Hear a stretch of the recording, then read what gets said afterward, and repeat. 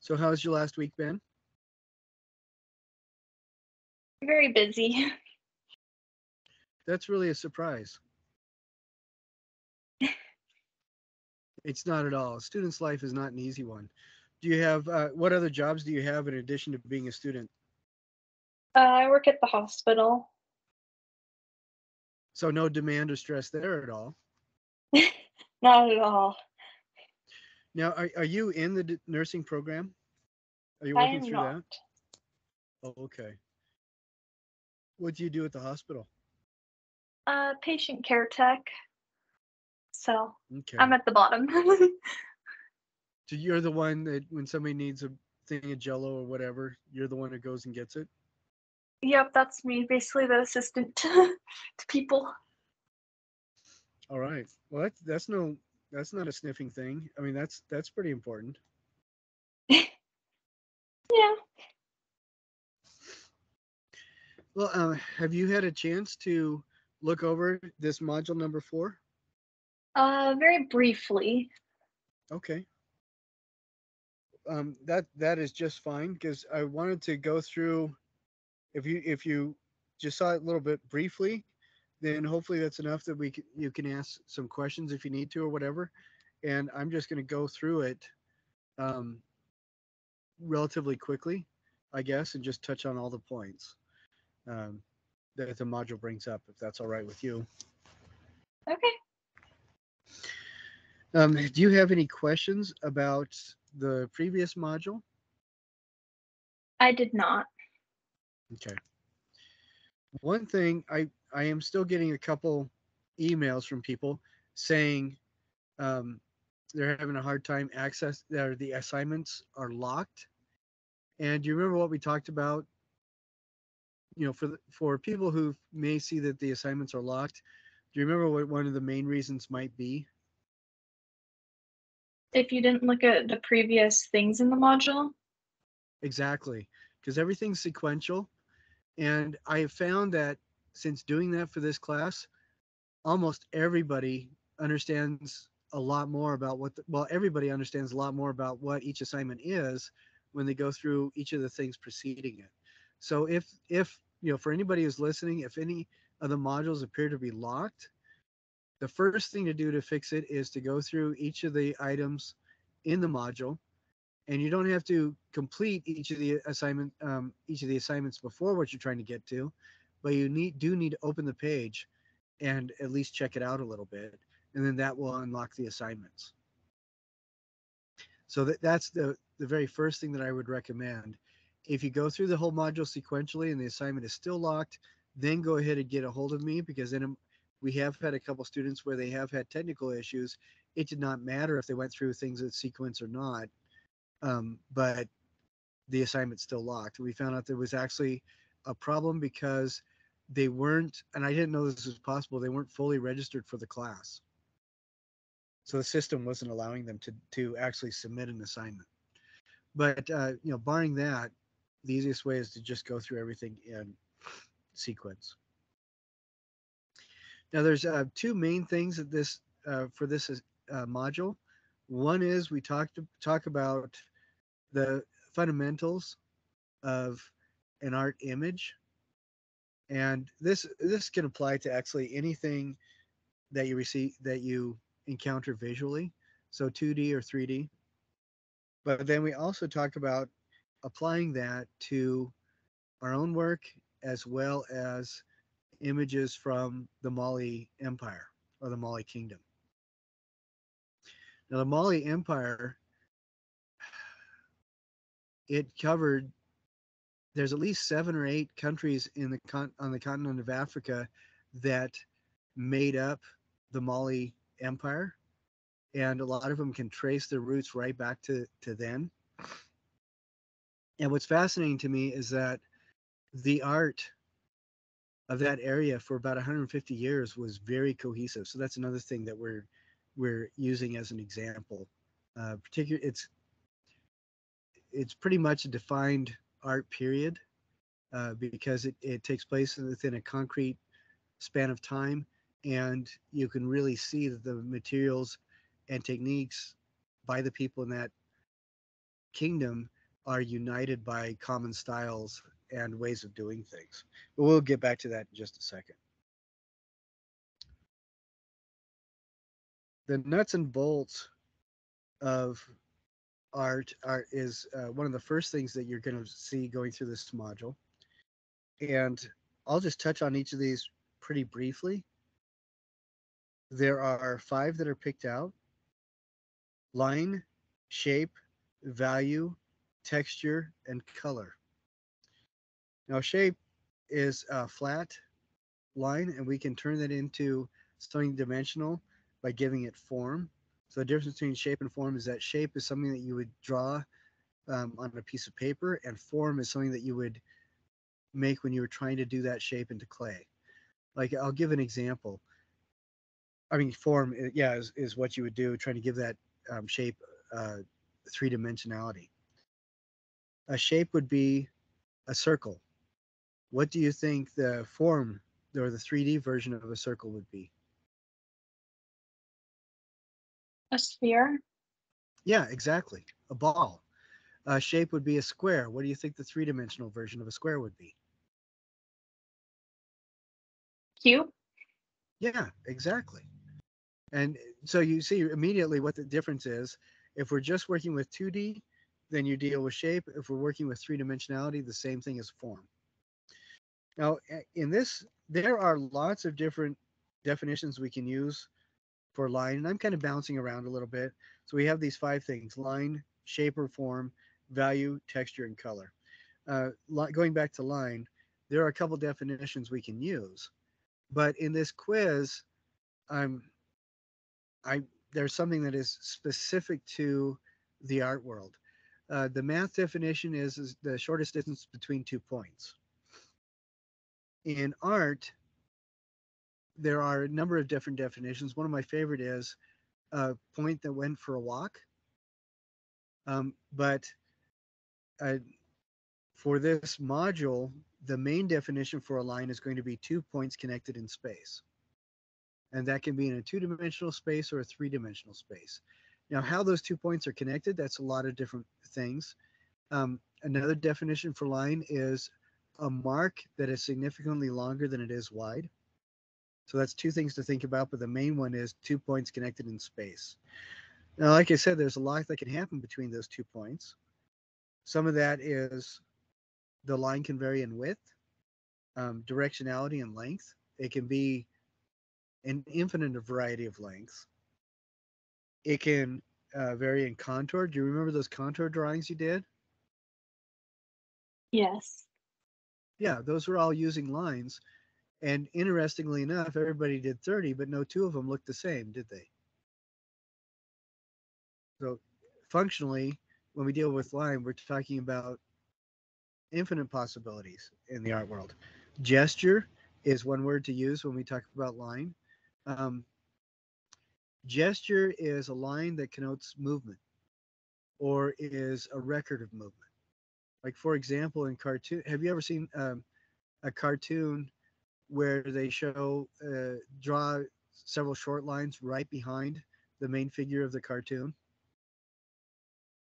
Yes.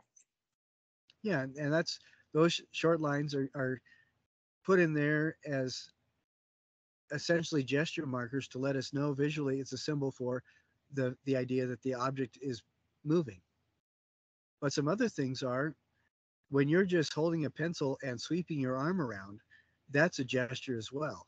Or if you're doing something really quick to get kind of the idea of how the branches of a tree are moving.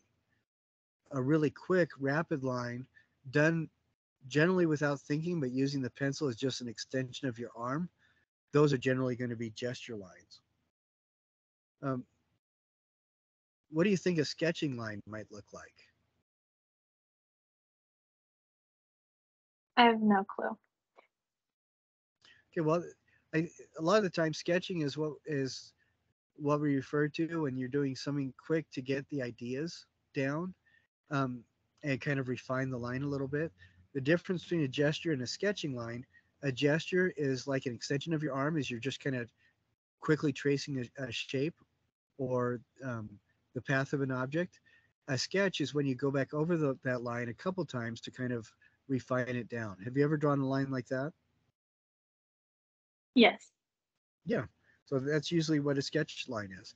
Now, here's a tough one. What's an implied line?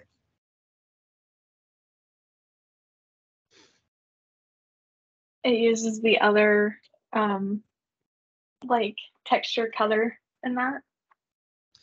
Well, those are that's a pretty good idea.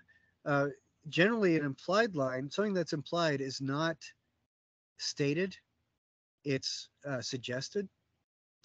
And so, if you were right now, Addison, just to point at a window or an object in your room, what you're doing immediately is making an implied line because anybody walking in and even yourself are going to automatically follow the direction of your finger to whatever object that you pointed at, and their eyes in their minds have traced out a line.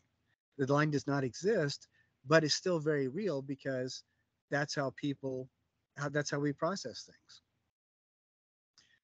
Another implied line is anytime you draw something or make something where a line is started and then stopped and then continues.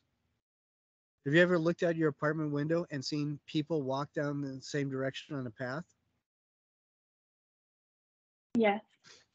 Yeah, those bodies of those people are creating an implied line. Whether or not there was a path there, the fact that they're walking in a line, they aren't necessarily touching each other. They're stepping in the same general direction. They're going in the same way.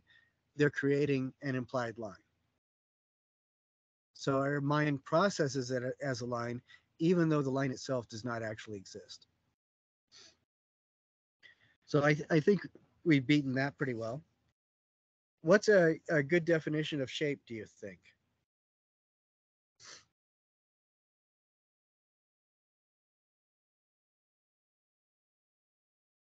I do not know. Okay. If you look around your room, look at a couple different shapes that you see, there's probably going to be a desk or a chair. Those shapes are defined by some sort of a line that is creating a fence around the form. It's constraining a specific form. So when you draw a shape, you're using a line to create a form or an area on your page or your paper.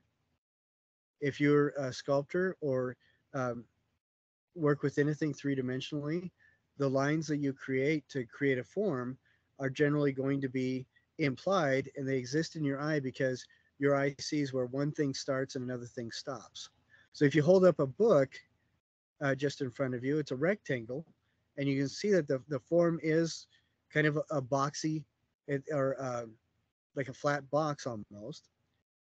But the way that you know it's a separate shape is that you can see that implied line that's created when your eyes see the edge of the book, and then where the book ends, it sees whatever's behind it, the wall, the couch, or the window, or anything like that. Do you see that? Yes. Okay.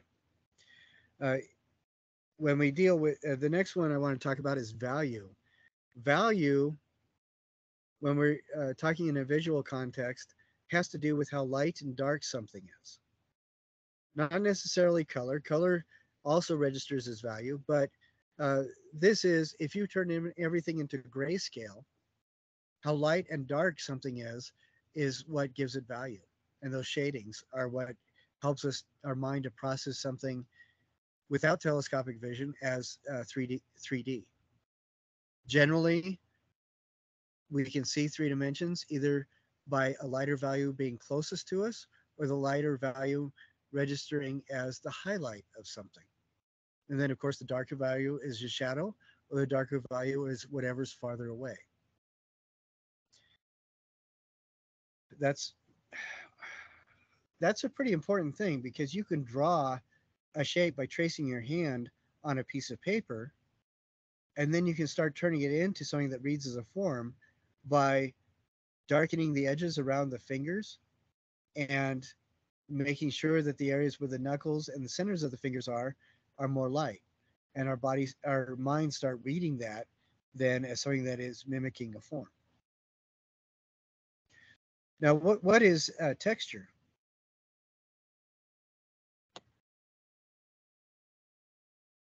How something feels, or like even how it can look on paper, depending on how it's drawn.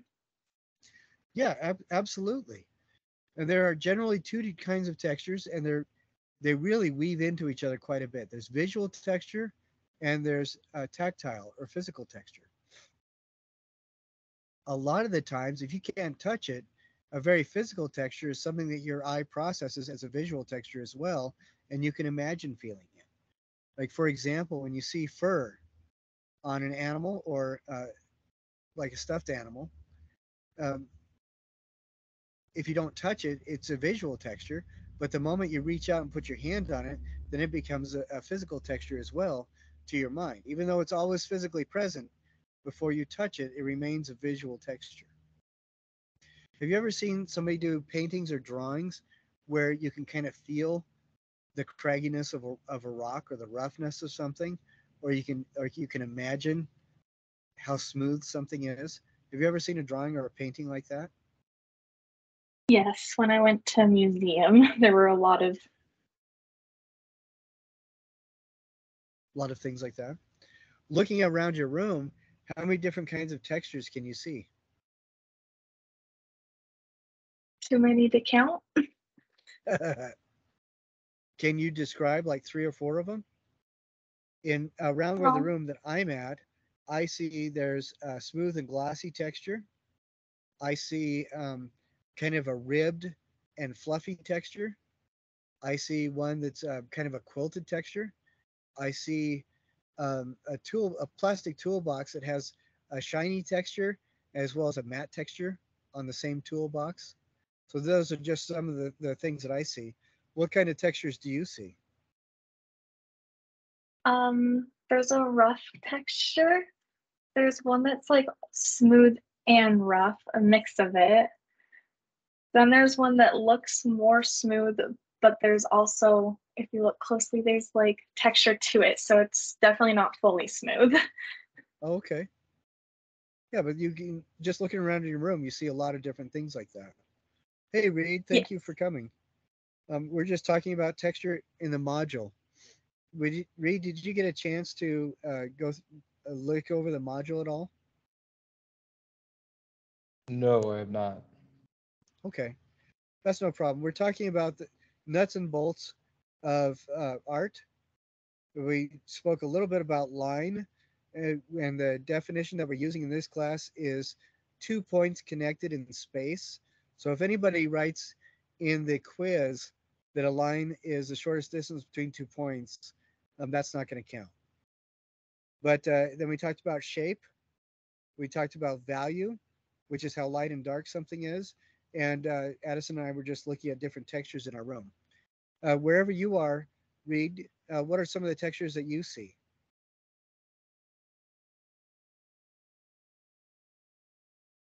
I think the matte texture of my laptop is kind of Okay, a dull black.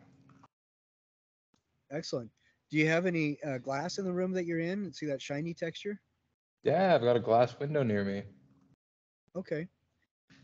My dad, when I was growing up, when I was very young, my dad would always say, if he likes something, it's slick as snot on a doorknob. And so one of the textures I like referring to is snotty, which also reminds me of each of my children when they had a cold at about 1 year old. That's a pretty disgusting texture. I'm also thinking today it was 5 degrees this morning.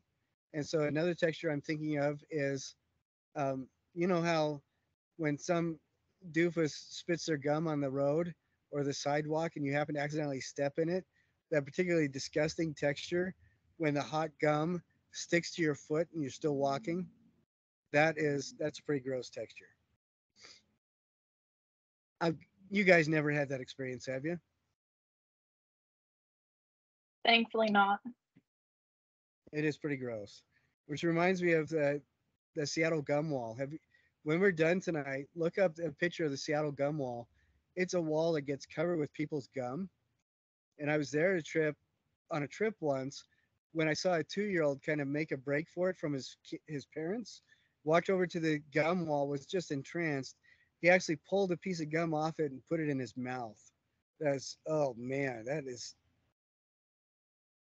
I've been there. It's yuck. very disgusting. That is really disgusting. But it helped me remember the Seattle gum wall. Well, then another one of the nuts and bolts is color. I'm going to ask you a question. And this is something that is really integral to painting, but as if we're aware of it, we can use it in anything that we do as artists. Between red and blue, which color is closer and which color is farther away?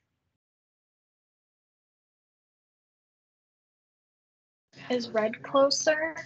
Yeah, I was gonna say Yes, red. yeah, exactly.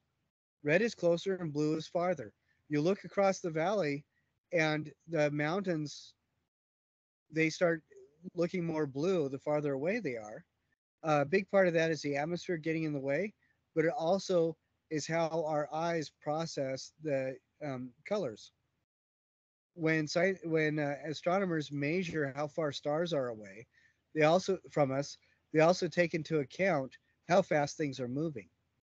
And there's a process called redshift in our observation of stars that kind of helps us to know how far away a star is and how fast it's moving away from us. So that's something to think about. But yeah, red is generally feels closer, blue generally feels farther away. There's also four principles I want to talk about. Two of these principles have um, two different aspects to them. So I guess there's six principles, but we'll talk about two of these as just variations on the same idea. The first one is repetition and variety. Variety is when things are different, but we don't really focus on it or realize it's happening unless there's also repetition that our minds can latch onto. Repetition lets us know that something is out of whack or is a little bit different, and it's when we expect a rhythm to continue. Like, so, say for example, you're looking at an image of a forest versus an image of an orchard. In an orchard, all the trees are going to be spaced the same, and in a forest, they're not.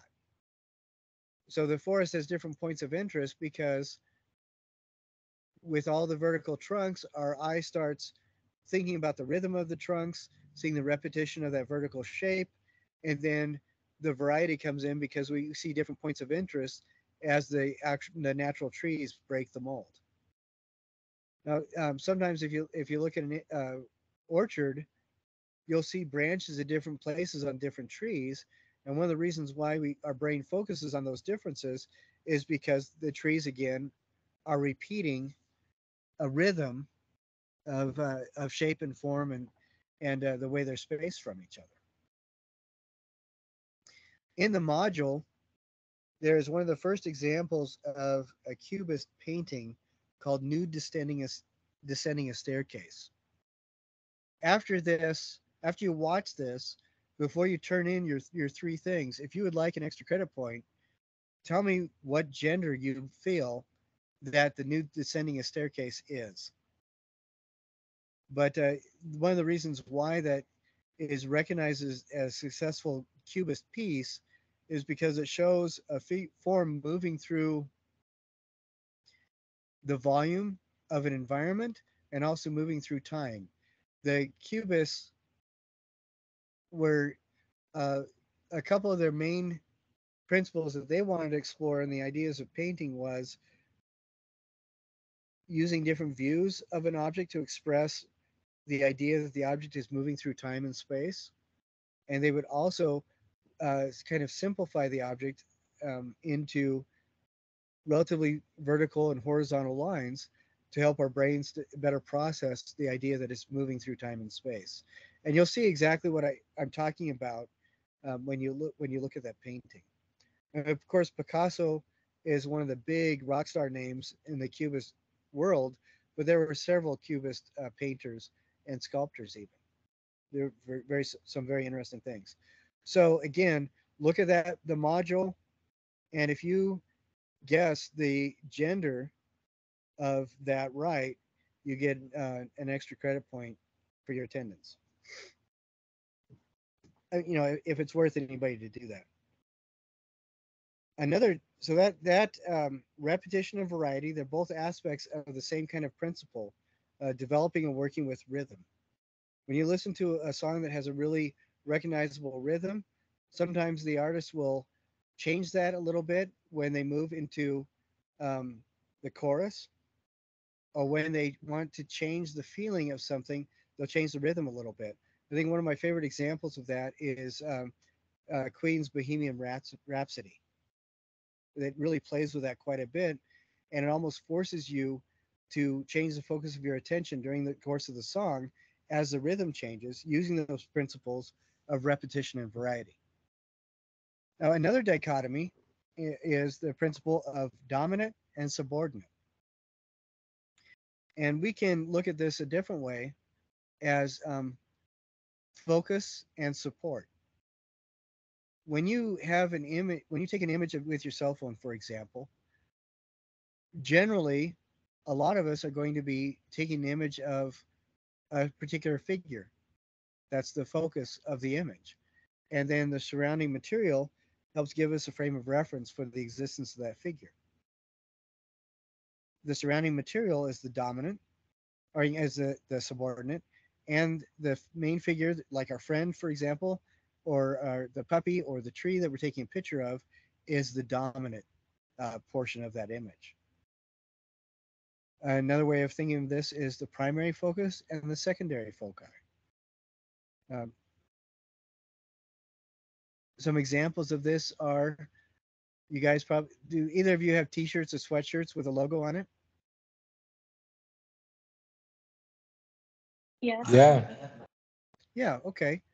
That logo is the dominant feature of the image, and the texture and color of the T-shirt or sweatshirt around that logo and behind it is the subordinate feature. It's still present, but its purpose is to point you to the dominant feature and to kind of frame the dominant feature. Do you see that? How dominant and subordinate um, play off each other and support each other? Yes. All right. Another principle is the principle of balance. Now, there's the two main kinds of balance are formal and informal. Formal balance is when you see an image that has the same thing on either side, or there's three objects that are perfectly placed. All three are equally spaced from each other and equally spaced from the border. I think it was Aristotle that said that three is the most balanced number because there are two extremes and a center. But there's also informal balance, and I think informal balance is a lot more interesting. Addison, can you see Reed's image that he chose? It's just RW. Oh, okay. On my screen, what I see is a picture of Reed standing on a shoreline, and behind him looks like either an iceberg or a mound of snow. Is it an iceberg, Reed? Yeah, it's an iceberg. All right. Well, his figure is very dark and is on the left-hand side, very far from the center. And then the iceberg gets bigger and dominates to the right-hand side. And the space is really, excuse me, the space is really open. Now, this is not formal balance. It's called informal balance. And his dark figure is balanced on the other side by the wide open space of the iceberg in the water in front of it. I think this is a lot more interesting. And it's something that most of us do automatically. When we're sketching, when we're taking photos, we are very conscious of ideas of informal balance.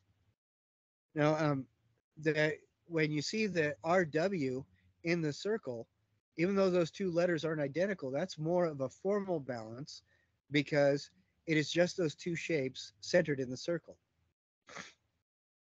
When you take pictures with your friends, a lot of the times you're not going to ask them to stand perfectly still so that their nose is in center and they're straight up and down, are you?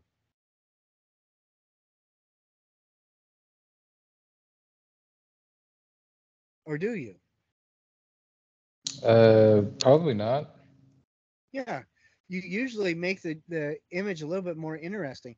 It's still in balance because a lot of you automatically want to make a balance, but that balance is informal because the person is not standing in the exact center of the image. And it's just something that humans automatically do a lot of the time. Then the last point is focal point. The focal point relates directly to dominant and subordinate because the focal point is the most dominant portion of the image or the sculpture or anything like that. And a lot of the times, it's what the artist wants us to look at or the creator wants us to look at the most. Um, for example, in Addison's circle that has her initials, the focal point is the initials. It's centered in the circle. That's what your eye is drawn to. And for me, my image, can you guys see that circle thing behind me? Yeah. Yep. Yeah, that image is kind of like a halo, but that's the focal point of the background. It's a very dynamic shape, and it draws your eye to it immediately. So when you go through those principles, read about them and ponder them a bit. And I think that one of the assignment, the short writings, asks you to kind of articulate your thoughts on those elements of or the principles of art. When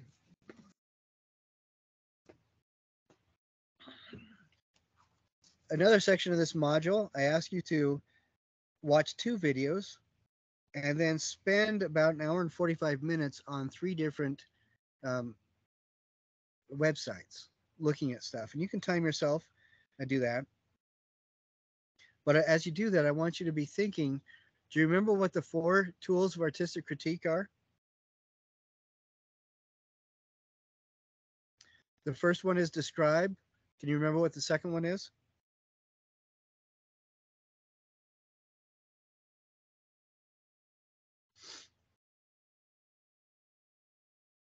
The first one, you call out what the object looks like. The second one, you're kind of guessing at how the artist made it. It's analyze.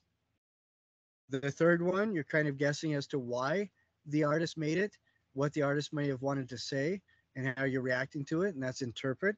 And the fourth step is evaluate. And we're going to go over these several times, but I want you to, and I reiterate that in the module as well. But as you think about these principles and you think about the four tools of artistic critique, that's when I want you to go and watch those two videos. The two videos talk about Sundiata, or the original Lion King, and the Kingdom of Mali. And then I want you to spend 5 minutes on each of the 12 pages I mentioned in the Smart History website. And what you're doing there is just looking at different kinds of art, but you're only spending 5 minutes on each one. And what I want to like you to do as you look at each of these images, think about the principles of art. Look and uh, primarily look at where the lines are, what the shapes are, if there's values or textures you can see. Then think about also how the artist might have made it. And we're talking about almost 1,000 years ago, about 800 years ago, when these people were doing stuff. They did not have the equipment and tools that we do today, and they didn't have the raw materials that we have access to today. And so their artwork is going to look different because we don't share the same kind of um, physical basis of materials that we can use, but also their culture is very different than ours. So then spend 15 minutes on the next site. It has a quick overview of a couple different images and ideas that I want you to be um, exposed to. And then I want you to spend 20 minutes on a Met Museum site that I give the link to as well. That shows you some more of this art. And the reason why I want you to have those principles in the back of your mind is that one of the things you're going to be doing is selecting an image that you see of an equestrian, and then uh, you applying the four tools of artistic critique to that and describing it in six different sentences. So you have three different assignments this week. The first one is identifying elements in some artwork, and it's pretty well defined. In that, it asks you to do a Google Doc, and I've said before that Google Docs are kind of notorious for my Canvas not connecting to. I'm going to try really hard to get it to work. If you see that you get a note that I'm asking permission to view your Google Doc, because that's the biggest problem I have, just go ahead and give me permission so I can access it. And it'll make sense when you see the directions for that. Then the second assignment is just giving a really short critique of one of these equestrian rider sculptures. And I think you'll see at least 10 images of those as you go to those three websites. Just pick one that's interesting to you and use those steps to critique it. And then the last thing is there's a studio exercise where you're going to be really paying attention, particularly to shape, texture, and line. You're going to be making 5 different collages, small collages, and then one of them that's the most interesting to you, you're going to spend some time to sketch it and see if you can mimic the textures that you see in the collage you've made just with your pencil on a piece of paper. Now, the first one and the last one of those three are pretty self-explanatory, but the second one, when you're critiquing a horseman, I know that sounds kind of intimidating, but I wanted to walk you through it pretty quickly. And I'm going to, let's see if I can find this.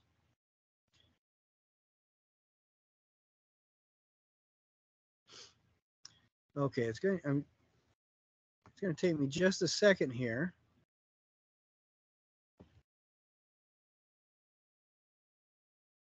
Okay, here we go. All right, I'm going to share my screen with you really quick. Hopefully, let's see if it works. It worked. Addison and I did a dry run earlier, and it worked at that point. So let's see if it works this time.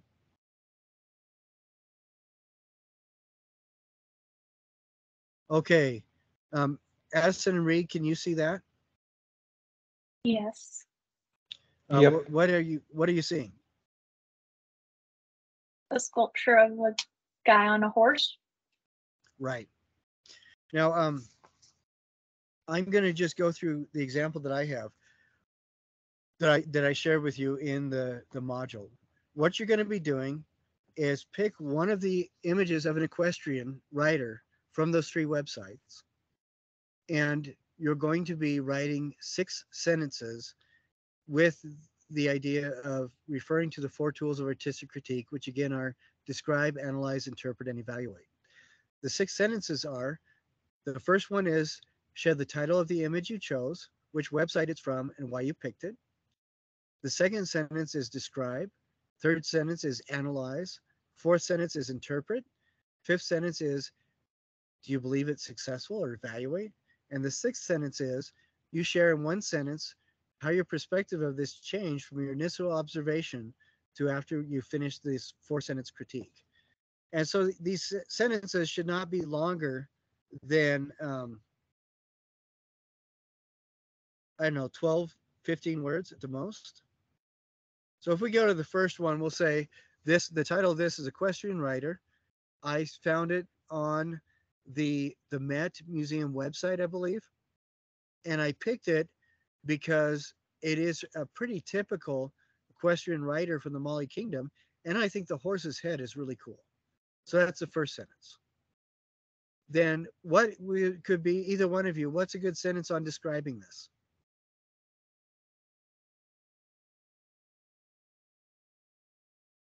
How would you It's describe this? What's that?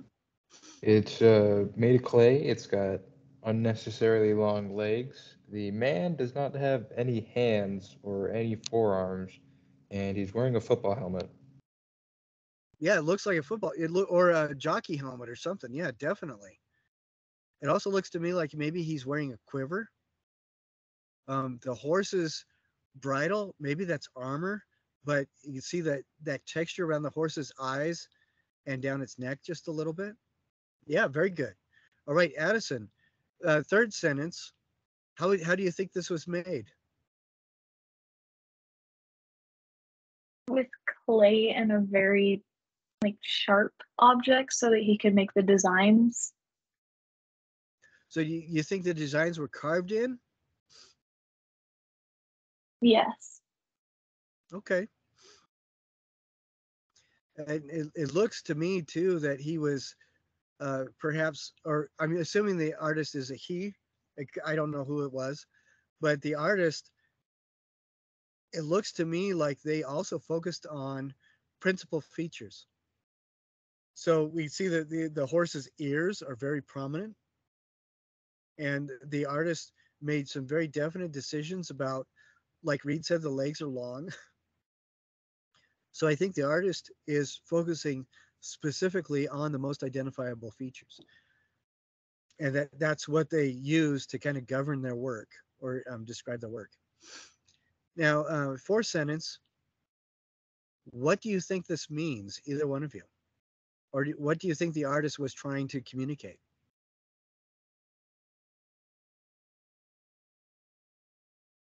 What the riders on horseback look like back then. So it could be journalistic. All right. What's another thing? This thing is about 6, 8 inches high. Who do you think it might have been made for? Might have been a toy for a child. Yeah, the artist could have been making a toy with all the detail and stuff, and the helmet and the maybe the quiver on the rider's back. What else? What other purpose could it have been for?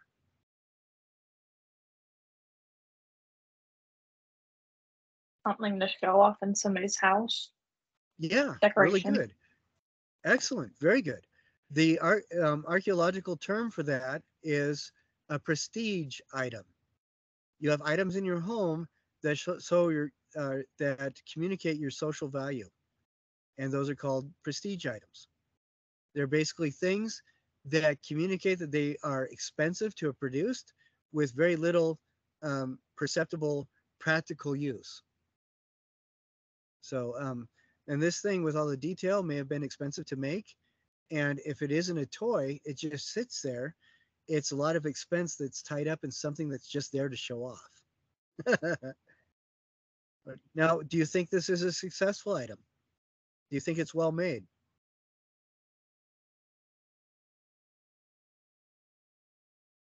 It looks kind of silly, but I think it was well made. I think it's well Now, made because it's still together by now. yeah, yeah. Now, if we look at it as silly, from whose perspective do you think it's silly? Do you think it may have been silly by their standards or just by ours? Because I agree with you. It does it. If we saw somebody making this today, it would almost feel a little bit humorous because the horse is just standing, with bow legs, and it looks to me like the horse is smiling because of the way the bridle is, and the horse looks very happy. But do you think it's silly by their standards or by our standards? By ours, because we can Yeah, now, like, we now have the tools to make things more precise and more accurate. yeah. And our culture values realistic interpretations or images in a large extent. Yeah, very much. I think one reason why this might feel a little bit silly is because it looks very much like the Gumby and Pokey kind of toys. I don't know if you guys remember those. Look up online Gumby and Pokey, and those were toys that were very popular decades ago that look rather similar to this. But I think that if this was a toy, the kid who got it probably was super, super excited because it was so fancy. And if it's a prestige item, there's a lot of detail to it. And this is obviously somebody who has enough money to have a helmet, maybe and a quiver. So maybe it's a warrior to show that whoever owns the statue, whoever's interested in owning the statue, valued those kinds of traits. So yeah, so I think you guys have a thing of this. Now, after we look at it, what's a one sentence description of how your view on this changed from the moment we first looked at it to now after we discussed it?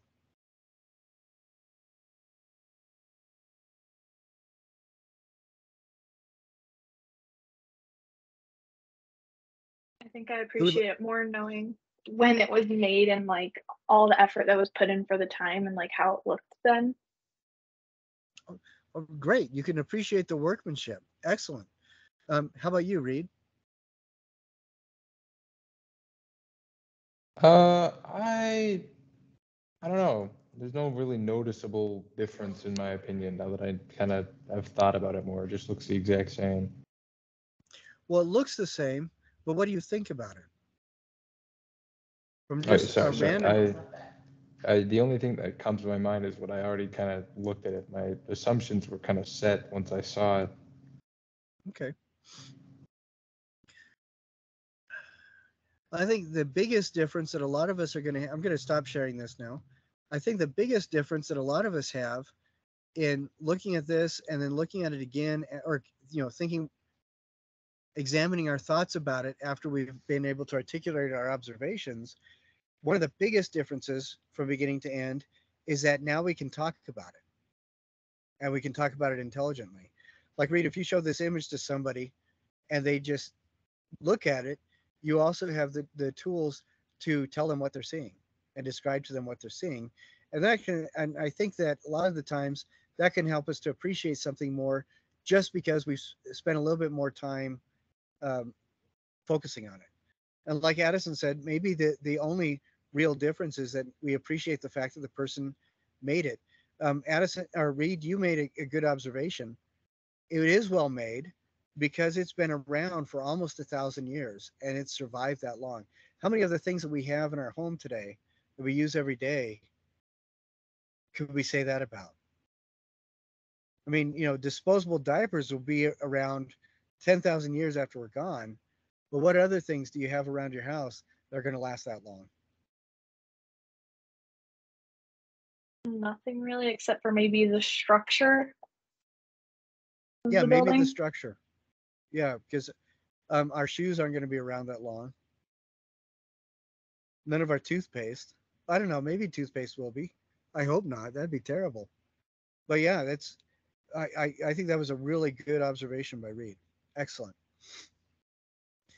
So, do you guys have any questions about this module? Just some of the things that I've talked about. I don't believe I do. How about you, Reed?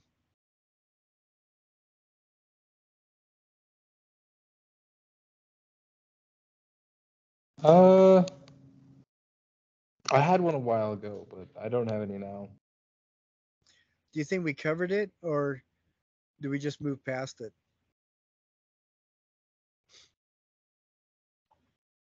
I think we covered the module pretty well. I mean, we went through all the Okay. questions. All right. Great. Excellent. So, if you guys don't have any other questions, if you do come across questions as you're going through the module, email me. But again, I wanted to remind people that the assignments will remain locked until you open each of the segments of the module and at least glance at them momentarily before getting to the assignments.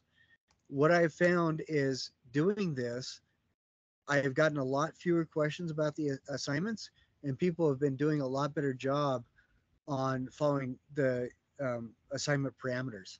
And I really appreciate that. Um, but if you guys don't have any other questions, that's all I've got for today. I hope you guys have an absolutely amazing week until we see each other again on Tuesday. And like I said, if you have any issues or anything like that, just give me a holler. And please, with the Google Docs thing, if I request permission to view it, please give it to me as soon as you can. Okay. Thank you very much, guys. Thank you. Thank you. All right. We will see you next week.